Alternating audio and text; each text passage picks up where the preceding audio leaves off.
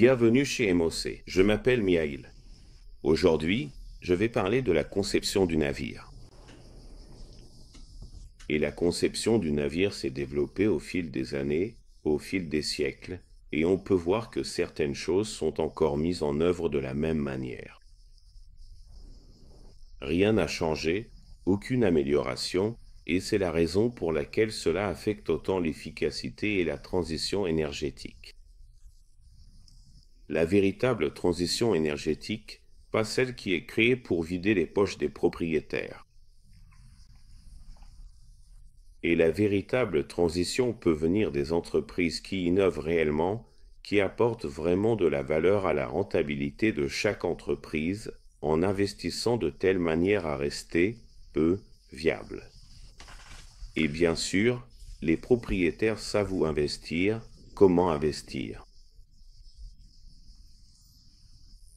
De l'extérieur, nous pouvons aussi consulter et conseiller les propriétaires sur le fait qu'une décision soit bonne ou mauvaise, mais le plus important, c'est qu'il existe une solution qui donne à votre navire un avantage considérable, et un avantage considérable aussi pour se démarquer commercialement du reste de la flotte. Ils ne comprennent pas tout cela. Ils n'y ont pas tous pensé, tout simplement parce que personne n'a soulevé ces opportunités supplémentaires. Pour pouvoir saisir ces opportunités, il faut que les gens, développent certaines compétences, d'accord? Ils doivent d'abord acquérir certaines compétences eux-mêmes, puis les introduire dans l'industrie. Si nous ne sommes pas capables de créer un navire qui soit véritablement plus performant, plus efficace, et qui puisse offrir une valeur ajoutée significative pour sa présence commerciale dans l'industrie maritime et sur le marché global, alors, en gros, nous nous positionnons de manière bien plus basse, considérablement plus basse, ce qui aurait des conséquences économiques et stratégiques importantes pour notre compétitivité. Cela peut être le tarif journalier, le fret ou, disons, le tarif de l'affréteur. Donc, notre mission est de créer un navire qui soit hautement productif sur le plan commercial, et pas seulement commercialement, mais aussi très productif sur le plan opérationnel. Grâce aux connaissances substantielles que j'ai accumulées, je suis capable de faire passer les entreprises à la prochaine frontière des solutions, ce qui libère cette valeur, à la fois commerciale et opérationnelle. Cela rend l'environnement maritime, facile à exploiter. Et le plus important aussi, pour se démarquer des autres, il faut également investir dans nos collaborateurs, dans notre capital humain, qui est tout aussi efficace que les actifs. Si je regarde à partir de l'expérience que j'ai acquise à travers les navires et à travers les connaissances, les actifs et le capital humain ont une importance égale, car c'est un facteur très important à l'heure actuelle. Et comme je le vois, pour de nombreuses décennies à venir, même avec l'implémentation de l'IA, même avec l'arrivée de nouvelles technologies, le facteur humain restera toujours présent, d'accord, il sera là. Et le plus important, c'est que nous avons constaté ces valeurs. Nous avons vu que c'est plus que cela, d'accord, que nous pouvons créer davantage. Non pas par nécessité, d'accord, de le faire, mais par nécessité d'améliorer et de fixer les standards. Donc, si l'on regarde en arrière dans l'histoire, lorsque nous avions les premiers navires à vapeur alimentés au charbon, au pétrole, ou disons à des huiles lourdes, des huiles bien plus lourdes, qui n'étaient pas aussi raffinées qu'aujourd'hui, nous n'avions pas autant de technologie qu'à l'heure actuelle. Quand on observe l'histoire de l'humanité, les humains ont toujours été innovants. Il existe des solutions, il existe des moyens dans toutes les conditions, quelles qu'elles soient. Et c'est la raison pour laquelle le changement dans le domaine maritime est tellement nécessaire. Le changement n'est pas quelque chose de mauvais. C'est quelque chose de naturel qui vient avec le temps. C'est similaire au changement de notre corps. C'est, similaire au changement des produits. Tout est en perpétuel changement. C'est constant. Le temps ne revient pas en arrière. Le temps ne va que vers l'avant. Et la différence entre le temps et le transport maritime, c'est que, disons, qu'il y a une différence et une indifférence. C'est exactement le même point. Ça ne va que vers l'avant. Alors, qu'y a-t-il dans le passé? Oui, c'est bien, on peut le prendre, on peut en tirer des leçons. On peut aussi le revoir et le réutiliser. Mais il faut faire le MOC à l'intérieur. Aujourd'hui, je vais vous présenter un livre ainsi qu'un cours en ligne qui sont liés au pétrole brut et au lavage du pétrole brut. C'est un livre qui transmet les connaissances que j'ai accumulées, l'expertise et tout le savoir-faire nécessaire pour mener à bien les opérations de déchargement dans les meilleures conditions possibles, sans rencontrer de situations désagréables ni de réclamations supplémentaires. Cela rend votre travail à bord du navire beaucoup plus facile.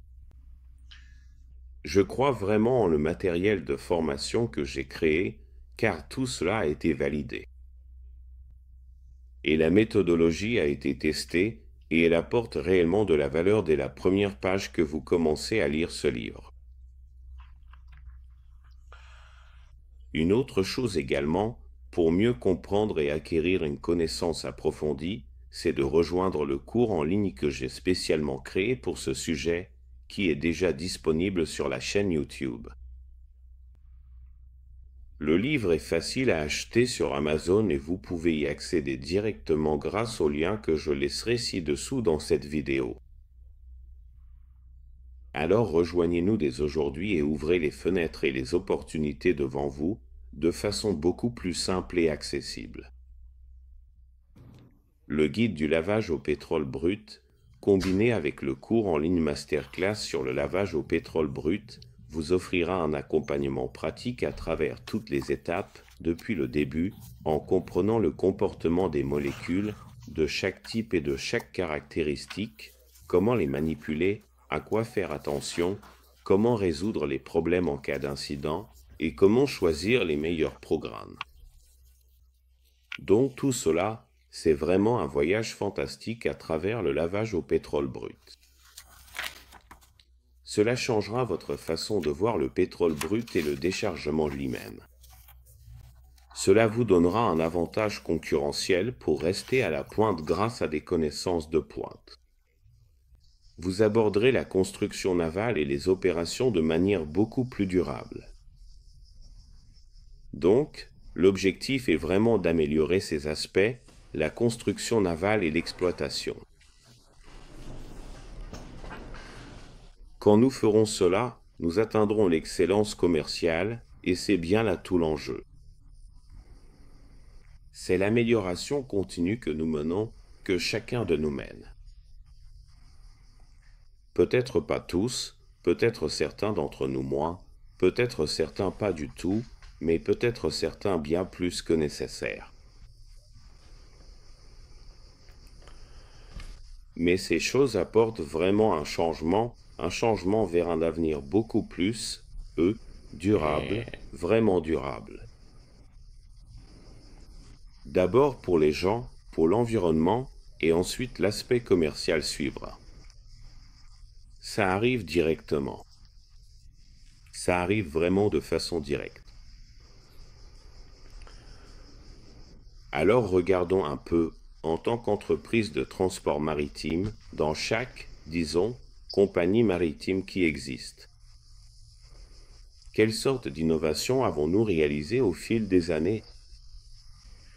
Notez-les toutes, depuis le tout début, disons, de la vie de votre entreprise et voyez quelles innovations vous avez produites au fil des années. Quel genre d'innovation? et comment ces innovations et ces changements apportent de la valeur ou augmentent, disons, la valeur actionnariale, qui s'intéresse tantôt au final à la valeur commerciale. Posez-le et voyez les changements, comment cela change également le mouvement de l'entreprise et la stratégie de l'entreprise. Et comparez simplement les petites choses. Je suis sûr que vous verrez que tous les points qui ont été créés et qui ont été pris en compte, tels que les changements, ont un impact direct sur le prix de l'actionnaire. D'accord.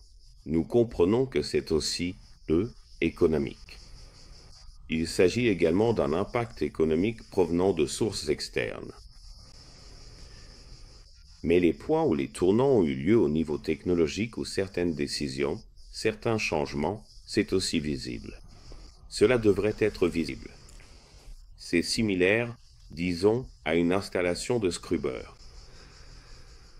Le navire prend 30 à 45 jours. Donc, en gros, tous ces points peuvent être identifiés. Combien de pertes avons-nous pendant ces dates? Parce que nous n'avons aucune affectation du navire, il était dédié au radoué, disons, aux dépenses pour l'installation du système. Donc, en regardant cela, vous pouvez voir beaucoup plus rapidement ce que vous avez perdu ou ce que vous avez gagné. Et oui, la chose la plus importante que je voudrais dire ici, pour ne pas tourner autour du pot et tout ça, c'est que si vous regardez les navires, de nos jours, comme autrefois, depuis de nombreuses années, il n'y a pas eu de changement dans la conception. Et j'ai constaté qu'avec des choses très simples, avec des changements très faciles, on peut vraiment tirer profit de la conception. On peut gagner directement grâce à la conception, ce qui signifie moins de dépenses sur la conception elle-même. Cela va redéfinir la façon dont les opérations se déroulent actuellement. Le temps consacré à ces opérations est réduit de 50%. Cela les rend beaucoup plus sûrs et beaucoup plus faciles à réaliser. Et cela signifie que nous réduisons nos dépenses, le navire a une meilleure flexibilité, et aussi les propriétaires de barges, les navires eux-mêmes passeront moins de temps, et nous rendons nos équipes beaucoup plus heureuses. Parce que les gens ne sont pas des robots. D'accord. Ils ont besoin de ce sentiment de sécurité, et la sécurité passe aussi par la réduction des heures de travail. Comme vous le savez et comme vous l'avez vu, et c'est la vérité, regardez n'importe quel navire qui arrive à Rotterdam, d'accord? Et prenez les heures de repos des personnes qui sont affectées au navire. D'accord. Vous verrez que toutes les personnes qui travaillent, disons, les officiers supérieurs et tout ça, n'ont pas d'horaire de travail standard et c'est clairement visible. Donc les surintendants le savent. Le contrôle côté port le sait aussi. Ils voient leur visage, ils voient leurs yeux. Mais le plus important, c'est que personne n'en parle, et la raison, c'est que tous les surintendants ne vont pas remonter ça aux propriétaires, parce qu'avant tout, ils ont instauré une culture de la peur, du genre, si je dis que c'est la réalité, comment cela va-t-il changer, ma position, disons. C'est ce que pense le surintendant. Le propriétaire pense, c'est bien. Ils sont idiots. Ils travaillent 30, 40 heures et je les paie pour 8 ou 12 heures alors qu'ils bossent 24 ou 36 heures. Et peut-être même que, oui, le propriétaire n'a aucune idée que cela se passe parce que, oui, les marins ont l'impression que les heures de repos sont respectées, que tout est en ordre et tout ça. Mais, je crois quand même que la majorité ne respecte pas, les heures de repos. Donc ce n'est pas un monde clair, d'accord? Il n'y a pas de clarté. Et ce genre de travail et cette mentalité n'apportent, eux, aucune amélioration, n'apportent aucune innovation à l'industrie. De plus, cela freine le développement et la transparence dans l'industrie parce qu'on ne fait pas face au problème directement tel qu'il est. On fait juste le repousser. On le repousse jusqu'au prochain accident, en fait. Donc, ce que je propose, c'est un changement complet, un vrai changement pour prendre conscience et aborder clairement ces problèmes. Pas parce que cela va augmenter les coûts, pas parce que, vous serez un peu bousculé par ce que vous allez apprendre. Mais en réalité, pour mettre en place les choses comme elles devraient vraiment fonctionner. Et vous pouvez clairement voir que la physique, avec ses principes fondamentaux et ses lois universelles, définit en fait de manière très précise et incontestable les limites inhérentes et établit également de façon explicite les frontières opérationnelles et les cadres d'action au sein desquels tout doit fonctionner. C'est beaucoup plus clair. Et pourquoi ne pas établir ce genre de limites définies? C'est déjà établi pour la plupart des choses. Pourquoi ne pas simplement les suivre? Les suivre, oui, mais aussi se poser des questions. Pourquoi? D'accord. Ne pas simplement les suivre aveuglément. Les suivre, mais aussi se demander pourquoi. Pourquoi devrait-on faire cela? Pourquoi devrait-on faire ceci? Et cela apporte de la clarté. Cela apporte de la clarté, de la transparence et de la confiance. Donc, en construisant cela, en instaurant cette culture, nous nous positionnons déjà, en tant qu'entreprise, en tant qu'industrie, à un niveau bien supérieur. Sans faire aucun changement, sans mettre en place, disons, d'implémentation supplémentaire. D'accord, nous n'avons encore rien fait pour l'instant. Nous n'avons encore rien dépensé. Nous n'avons rien mis en place de nouveau, dont nous faisons simplement ce qui est de base, nous suivons simplement les fondamentaux. C'est de là que tout commence. Et puisque nous suivons les bases, puisque nous suivons le flux naturel du travail, alors nous sommes capables de réaliser, en nous demandant pourquoi, ce que nous pouvons faire pour améliorer ce que nous avons à l'instant présent. Donc c'est, vraiment une façon rapide, disons, d'améliorer les choses et d'avoir plus de projets intéressants à mettre en œuvre et d'idées, ce qui, à mon avis, a une valeur bien plus élevée que ce qu'elle est actuellement, mais je suis tellement motivé à apporter le changement et à mettre en place ces idées que j'ai vraiment beaucoup baissé les prix. Et je suis sûr à 100% que chacune d'entre elles fonctionnera, parce qu'il y a toujours cette remise en question du pourquoi. Il y a de multiples questions sur le pourquoi. Il y a aussi de nombreuses validations de ces choses, et c'est pour cela que ce métier est conçu comme une science. C'est similaire à la science. Je vais donc faire un peu de publicité maintenant pour que vous puissiez voir le livre que j'ai créé ainsi que le cours en ligne, qui est disponible sur le lavage du pétrole brut.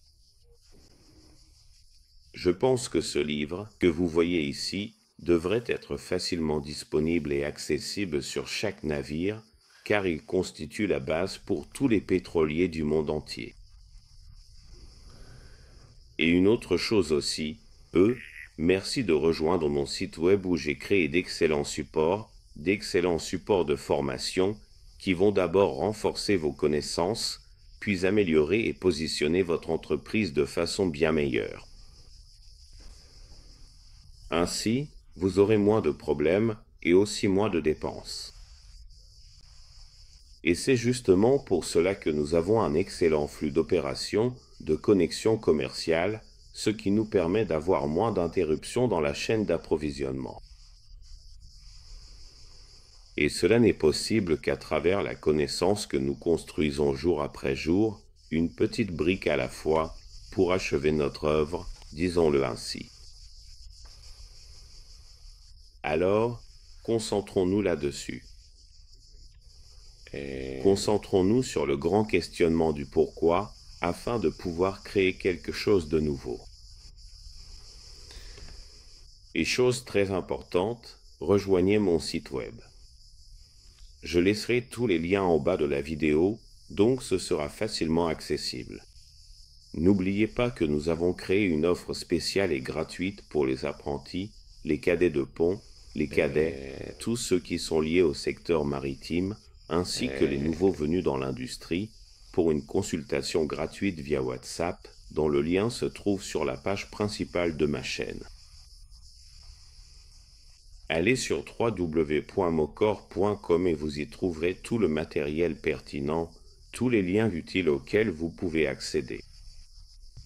Et rejoignez également l'une des formules d'adhésion pour devenir un soutien de la chaîne, des grandes idées et du super contenu de formation, car notre objectif est de devenir l'expert mondial du commerce maritime et de l'innovation. Merci beaucoup. Je vous souhaite à tous de rester en sécurité, de passer une excellente journée et on se retrouve dans la prochaine vidéo. Au revoir.